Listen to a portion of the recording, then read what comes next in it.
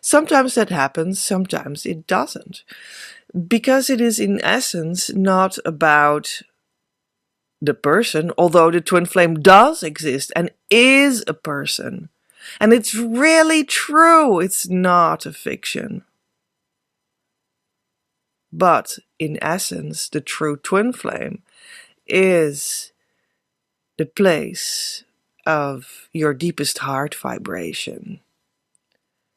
Yes, embodied in a person that, yes, walks around on the earth with, yes, a body.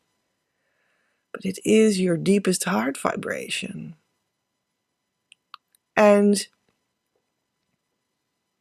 that is able to be felt in you. Or not. Maybe you don't feel that heart vibration. Maybe that's the point.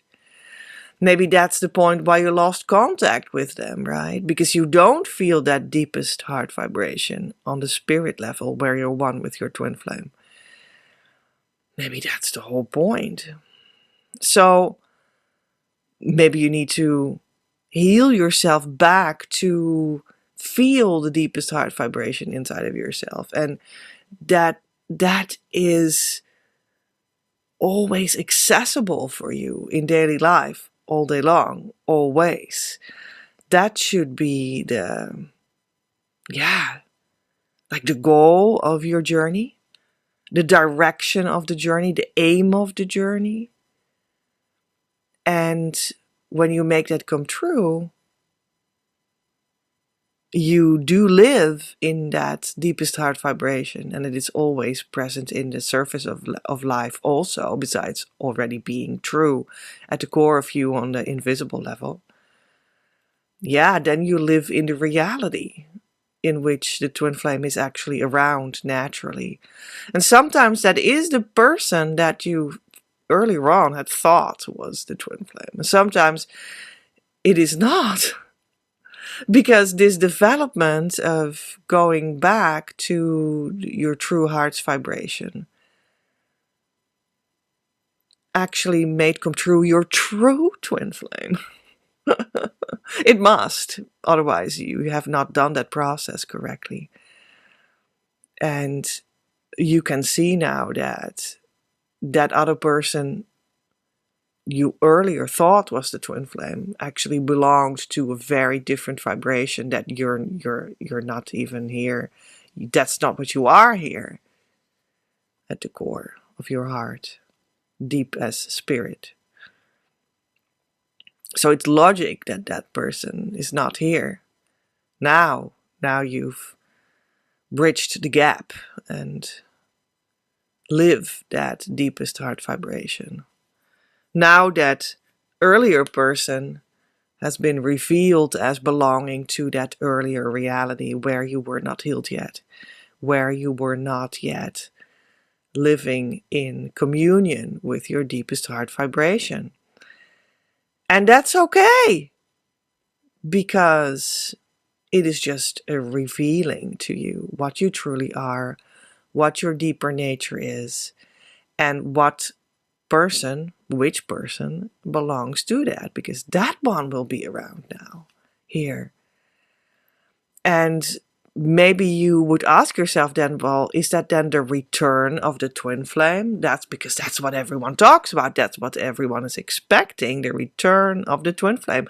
Well, let me do any kind of inner work. Do we need to do inner work for twin flame union? Well, okay then, if you say so. Whatever kind of inner work it is, as long as it gives me the return of the twin flame. And yeah, maybe the twin flame doesn't return that you thought was the twin flame, but maybe you just get to know yourself on a very deep level, much more deep than you ever thought you existed. And then someone will seamlessly fit there, and they will be around there, because that's law.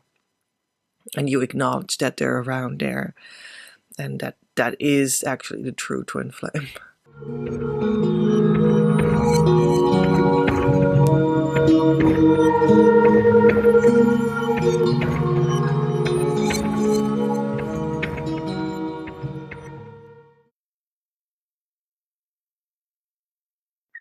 So I think the big difference is, have you been created together? And only then you can fully communicate in creation, in the order of creation. And that's where it becomes sacred. That's the true twin flame in harmonious union.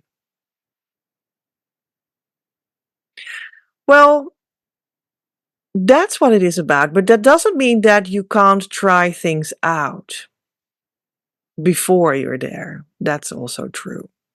I mean, I talked a lot about how the curtains were lifted for me seeing all of these weird, awful things in my background and in society and whatnot. And then I stepped deeper into my union, and it really was stepping into the communication of the order of creation and experiencing that this relationship with my true twin flame was already here, was already complete. I just needed to step into it with the right attitude and surrender. And this really brought me home, and this completed everything. And I really deeply mean that. And 100% of everything. But then again, when you look at it, you can't really say to people, or I can't say to students, for instance, that also would like to step into their sacred union space and have this recognition of that their relationship is already complete inside of it. I can't say to these people, well, you just step into it and that's it. And you're not allowed to do anything before you step into it. So that's not true as well. There is a pathway for you towards it.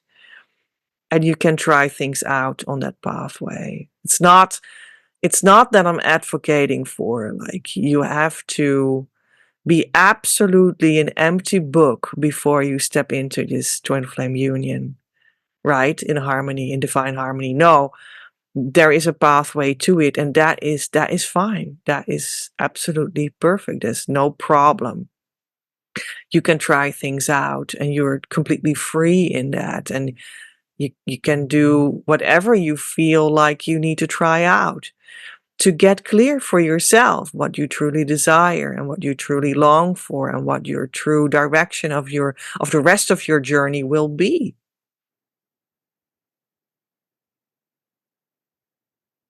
But also don't be stuck in trying to try out everything, because the everything that you maybe long to have, this everything,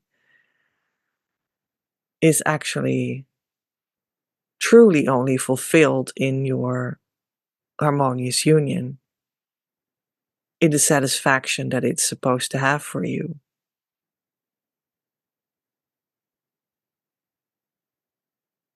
So I'm actually thinking about another fun example of, like, a culture of what people do, how people do relationships, how people do romance.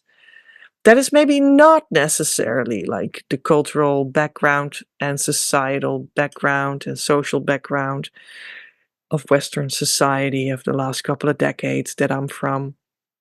And also not how that specifically went in some sort of a sick way where I came from, in an unhealthy way, in my family's background and whatnot.